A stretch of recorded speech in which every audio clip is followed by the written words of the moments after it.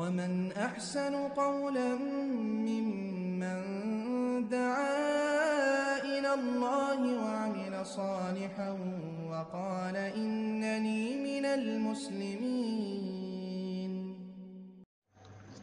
السلام عليكم ورحمة الله وبركاته. الحمد لله وحده والصلاة والسلام على من لا نبي بعد أما بعد.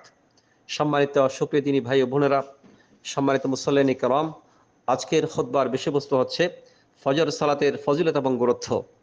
আল্লাহ রাব্বুল আলামিন আমাদেরকে সৃষ্টি করেছেন আল্লাহর ইবাদত করার জন্য। আল্লাহ পাকের ইরশাদ করেন, ওয়া মা খালাকতুল জিন্না ওয়াল ইনসা ইল্লা লিয়াবুদুন, আমি মানুষ এবং জিনকে সৃষ্টি করেছি শুধুমাত্র আমার ইবাদত করার জন্য। ইসলামের মধ্যে সবচেয়ে গুরুত্ব রয়েছে ইবাদতের মধ্যে সালাত। ইমানের পরেই সালাতের গুরুত্ব। 5 ওয়াক্ত সালাত যদি আদায় করতে না পারেন, ইমান এবং ইসলাম কিছুই থাকে না। নবী সাল্লাল্লাহু আলাইহি ওয়াসাল্লাম বলেছেন, আল-হাদুল্লাযী বাইনানা ওয়া বাইনাহুস সালাত ফামান তারাকা ফাকাদ কাফারা। মুসলমান এবং কাফের মধ্যে পার্থক্য হচ্ছে সালাত।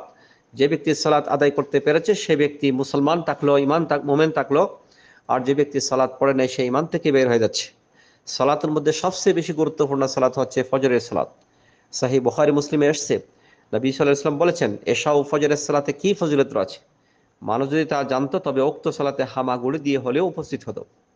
এজন্য বন্ধুগণ, আজকের আলোচনার বিষয়ের মধ্যে আমাদের থাকবে ফজরের সালাতের গুরুত্ব সম্পর্কে। মহান রব্বুল আলামিন পবিত্র কোরআনে কারীমের মধ্যে 5 ওয়াক্ত সালাতের কথা উল্লেখ করেছেন। 5 ওয়াক্ত সালাতের মধ্যে সব স্পেশালভাবে গুরুত্ব দিয়ে বিশেষভাবে ফজরের সালাতের কথা উল্লেখ করেছেন।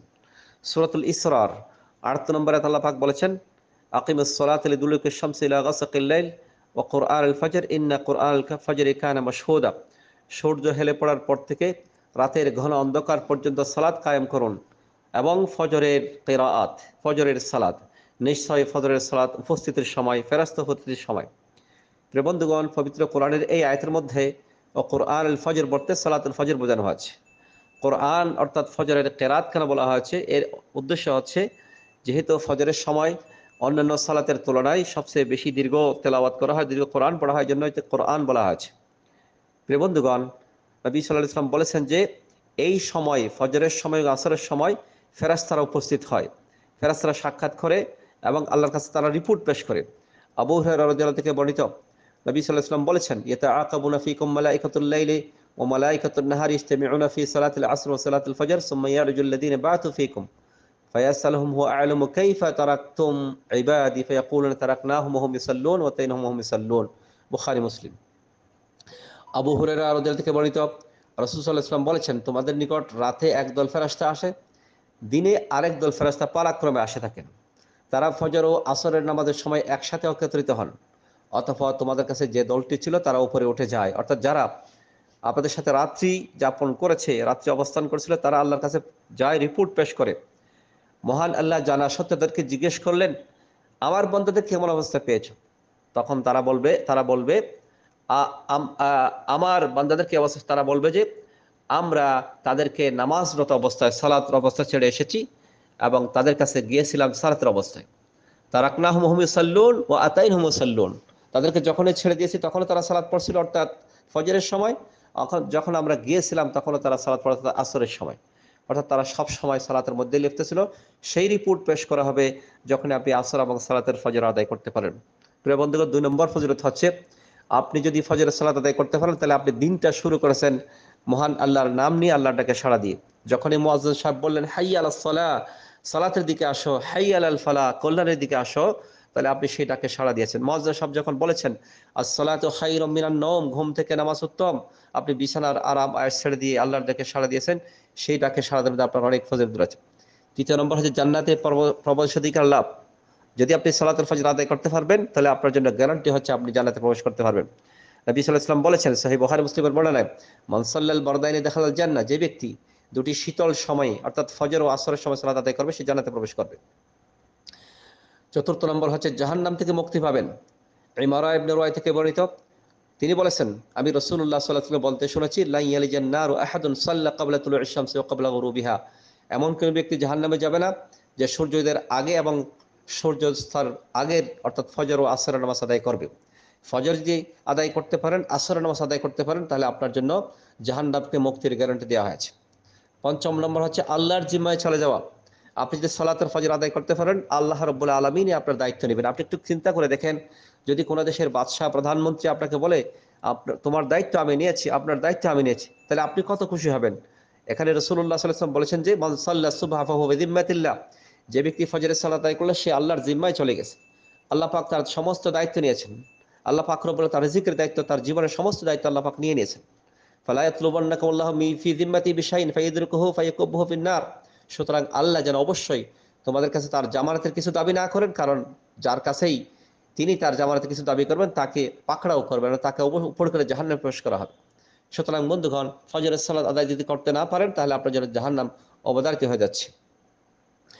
6 নম্বর হচ্ছে কিয়ামতের দিন পরিপূর্ণ নূরের সুসংবাদ দেওয়া আছে। বিখ্যাত সাহাবী আনাস রাদিয়াল্লাহু তাআলা বলেন যে রাসূল সাল্লাল্লাহু আলাইহি ওয়াসাল্লাম বলেছেন বাশশিরিল মাশাঈনা ফি যুলমি ইলাল মাসাজিদ বিন নূর আত-তামি ইয়াউমুল কিয়ামা। তিরমিজি, ইবনে মাজাহ। রাতের অন্ধকারে মসজিদগুলিতে যাতায়াতকারীদের কিয়ামতের দিন পরিপূর্ণ নূরের সুসংবাদ দেওয়া হবে। কিয়ামতের দিন তার সামনে নূর থাকবে, অনেক কারণ নূর একবার বিশাল পাহাড়ের মতো হবে, কারণ ওর একটা ছোট ছোট লাইটের মতো হবে, কারণ একটা ছোট বৃন্দাগুলোর মতো হয়ে যাবে। প্রিয় বন্ধুগণ, ফজরের সালাত আদায় করার কারণে আপনি আরেকটি ফজিলত পাচ্ছেন, সেটা হচ্ছে 7 নম্বর হচ্ছে দুনিয়ার সবকিছু থেকে উত্তম জিনিস আপনি পেয়ে যাচ্ছেন। নবী সাল্লাল্লাহু আলাইহি ওয়াসাল্লাম বলেছেন রাকাতুল ফজর খায়রুম মিনাদ দুনিয়া ওয়া মা ফিহা। দুই রাকাত ফজরের সালাত, দুই রাকাত ফজরের সালাত দুনিয়াতে যা কিছু রয়েছে সেখান থেকে সবকিছু থেকে উত্তম বেশি।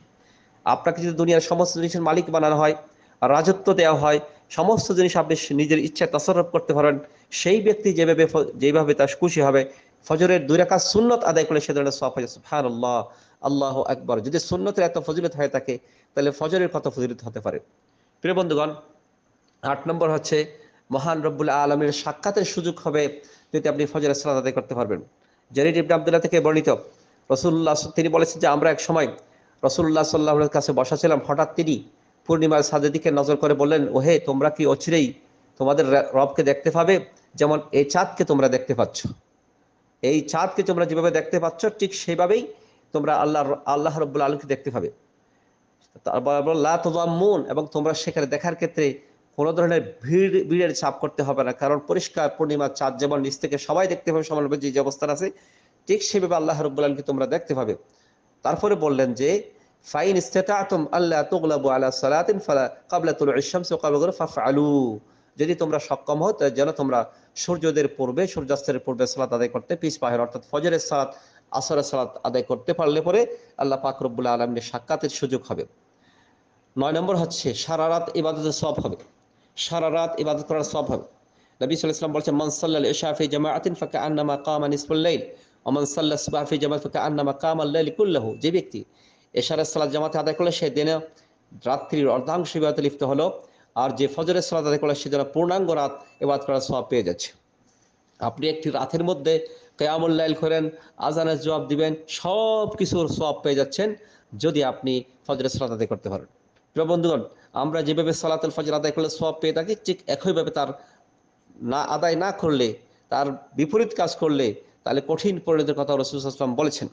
নবী সাল্লাল্লাহু আলাইহি ওয়াসাল্লাম বলেছেন যে ব্যক্তি ফজরের সালাত আদায় করতে পারবে সেই ব্যক্তি ফজরে তার উৎফুল্ল মনে দিনের শুরু করতে পারবে। আর যে ব্যক্তি আদায় করতে পারবে না তার দিনটা সারাক্ষণ অশান্তি অস্বস্তি থাকবে, তার মধ্যে কোনো বরকত আসবে না। আবু হুরায়রা রাদিয়াল্লাহু তাআলা থেকে বর্ণিত, রাসূল সাল্লাল্লাহু আলাইহি ওয়াসাল্লাম বলেছেন তোমাদের কেউ যখন ঘুমিয়ে পড়ে তখন শয়তান তার ঘাড়ের পশ্চাদাংশে 3টি গিট দেয়। ঘাড়ের কাফিয়াতুর রাসি আহাদিকুম বলা আছে, অর্থাৎ ঘাড়ের পিছনের অংশে 3টি গিঠা লাগায়। প্রতি গিটে সে বলে তোমার সামনে দীর্ঘ রাত, অতএব শুয়ে থাকো। আলাইকা লাইলুন তাওয়িলুন ফারকুদ, তুমি দীর্ঘ রাত রয়েছে, একটু ঘুমাও, আরাম করো। আপনারা দেখবেন যখন আজান হচ্ছে তখন আরেক শয়তানের ওয়াসওয়াসা আমরা ঘুমিয়ে থাকছি। এভাবে রাসূল সাল্লাল্লাহু আলাইহি ওয়াসাল্লাম সেটা বলে দিয়েছেন, যতই রাত হচ্ছে ততই শয়তান বলবে যে তোমরা ঘুমিয়ে থাকো। অতঃপর সে যদি জাগ্রত হয় আল্লাহকে স্মরণ করে জিকির আজকার করে, তাহলে একটি গিরা খুলে যায়, আর ওযু করলে দ্বিতীয় গিরা খুলে যায়, অতঃপর সালাত আদায় করলে তৃতীয় গিরাটি খুলে যায়, এরপর বলে ফা আসবাহা নাশীতান তাইয়িবান নফস, তখন তার মনটা উৎফুল্ল হয়ে যায়, নশীত হয়ে যায়, তৎপর হয়ে যায়, এবং সে কাজের মধ্যে সব কাজে শান্তি পায়, দুনিয়ার কাজে, আখিরাতের কাজে, ব্যবসা বাণিজ্যে, চাকরি বাকরিতে নিয়ে, ছেলে সন্তান নিয়ে, পরিবার নিয়ে সুখে শান্তি থাকে। ওয়া ইল্লা আসবাহা খাবিসান নাস কাসলান, অন্যথায় সে সকালে উঠে তার মধ্যে মনটা খাবিস হয়ে যায়, কলুষিত হয়ে যায়, চিন্তা দুশ্চিন্তায় ভরপুর হয়ে যায়, তার শরীরের মধ্যে অলসতা চলে আসে। সুতরাং যে ব্যক্তি ফজরের সালাত আদায় করতে পারবে তার দিনটা অত্যন্ত সুন্দর যাবে, আর যে ব্যক্তি সালাত আদায় করতে পারবে না তার দিনটা অত্যন্ত কঠিন যাবে। যে ব্যক্তি ফজরের সালাত আদায় করে না তার সম্পর্কে রাসূল সাল্লাল্লাহু আলাইহি ওয়াসাল্লাম বলেছেন যে সে মুনাফিকের মধ্যে শামিল হয়ে যাবে। নবী সাল্লাল্লাহু আলাইহি ওয়াসাল্লাম লাইসা সালাতুন আসকালা আলাল মুনাফিকিনা মিন সালাতিল ইশা ওয়াল ফজর ওয়ালাউ ইয়ালামুনা মা ফিহিমা লাআতাহুমা ওয়ালাউ হাবওয়ান। বুখারী মুসলিম। আবু হুরায়রা থেকে হাদিসটি বর্ণিত। মুনাফিকদের জন্য ফজরের সালাতের চেয়ে ভারী নামাজ আর কোনো নামাজ নাই। এই দুই নামাজের ফজিলত যদি তারা জানতো তাহলে হামাগুড়ি দিয়ে হলেও তারা উপস্থিত হতো। প্রিয় বন্ধুরা, একটু খেয়াল করে দেখেন, নবী সাল্লাল্লাহু আলাইহি ওয়াসাল্লাম বলেছেন মুনাফিকদের জন্য ভারী হচ্ছে ফজরের সালাত। আপনি কাজে যাচ্ছেন, আপনি যদি ফজরের সালাত আদায় না করেন তাহলে আপনার জীবনটা দিনটা শুরু হয়েছে মুনাফিক হিসাবে। আপনি শিক্ষকতা করতে যাচ্ছেন, আপনি একজন শিক্ষক হিসেবে যাচ্ছেন কিন্তু মুনাফিক হয়ে যাচ্ছেন। আপনি একজন ডাক্তার হিসেবে যাচ্ছেন, আপনি ডাক্তার হিসেবে যাচ্ছেন কিন্তু আপনার নামটা মুনাফিকদের নাম লিস্টে হচ্ছে। প্রিয় বন্ধুগণ, এই জন্য প্রত্যেকেই চেষ্টা করবেন ফজরের সালাত আদায় করার জন্য। ফজরের সালাত আদায় করার জন্য কতগুলি গুরুত্বপূর্ণ পয়েন্টস রয়েছে। একটি পয়েন্ট হচ্ছে ফজরের সালাত আদায় করতে হলে আপনাকে অবশ্যই ফজরের সালাতের গুরুত্ব দিতে হবে। এই যে হাদিসগুলো আমি উল্লেখ করেছি সেগুলো একটু স্মরণ করুন। দ্বিতীয় নম্বর পয়েন্ট হচ্ছে আপনি একটু তাড়াতাড়ি ঘুমিয়ে যান। যদি দেরি করেন মোবাইল দেখতে দেখতে অথবা টিভি দেখতে দেখতে অথবা গল্প গুজব করতে করতে যদি দেরি করেন তাহলে আপনার নামাজের জন্য আপনি সময় পাবেন না। আপনি একটু তাড়াতাড়ি ঘুমাবেন এবং তাড়াতাড়ি উঠে যাবেন, তার জন্যই আপনি সেভাবে ফজর পড়তে পারবেন। তৃতীয় হচ্ছে আপনি যখন ঘুমাবেন ঘুমানোর সময় ঘুমাবার জিকির আজকারও আছে। আল্লাহুম্মা বিসমিকা আমুতু ওয়া আহয়া, তারপরে আয়াতুল কুরসি আছে, শেষ বকরার সূরা বকরার শেষ দুটি আয়াত আছে, সুবহানাল্লাহ 33 বার, আলহামদুলিল্লাহ 33 বার, আল্লাহু আকবার 33 বার বলে, লা ইলাহা ইল্লাল্লাহু ওয়াহদাহু লা শারীকা লাহু, এভাবে 100 বার কোরআনের জিকির আজকারগুলি করুন।